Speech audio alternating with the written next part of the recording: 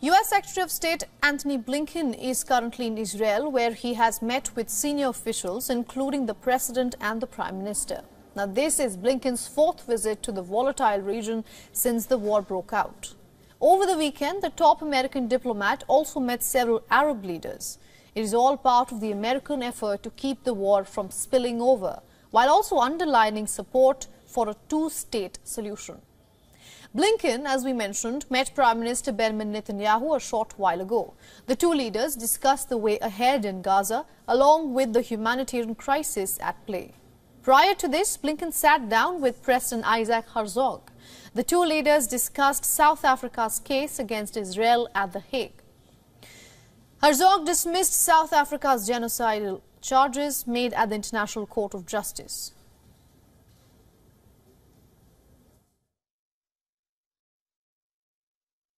On Thursday, a proceeding will start in the International Court of Justice in The Hague, whereby South Africa has sued Israel for supposedly genocide. There's nothing more atrocious and preposterous than this claim. The meeting that was held at the David Kimsky Hotel in Tel Aviv saw backlash from Israeli citizens. Protests broke out outside the hotel, urging the U.S. administration to push for a ceasefire and bring the hostages back home safely. Blinken, we need your urgent help in order to bring our loved ones back home now. Bring them home now!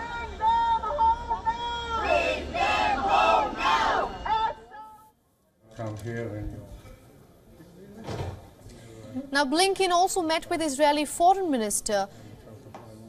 The flurry of meetings have been triggered by rising concerns that the war might escalate into a regional conflict. Blinken's diplomatic shuttle to several Arab countries also focused on keeping the conflict from widening, amid fears that several other countries might officially join the war.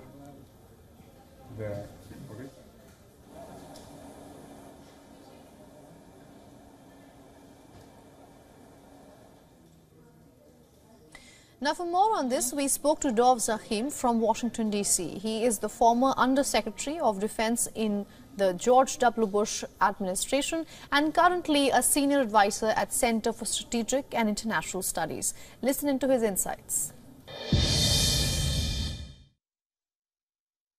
That has been U.S. policy from the start.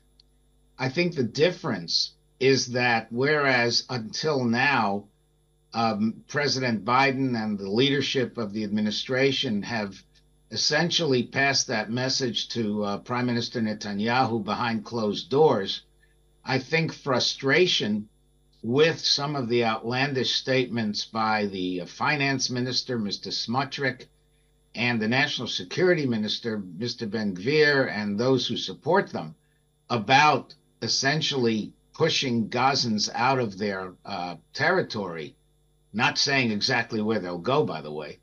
I think that got Mr. Biden to essentially go public with what has long been the American private view.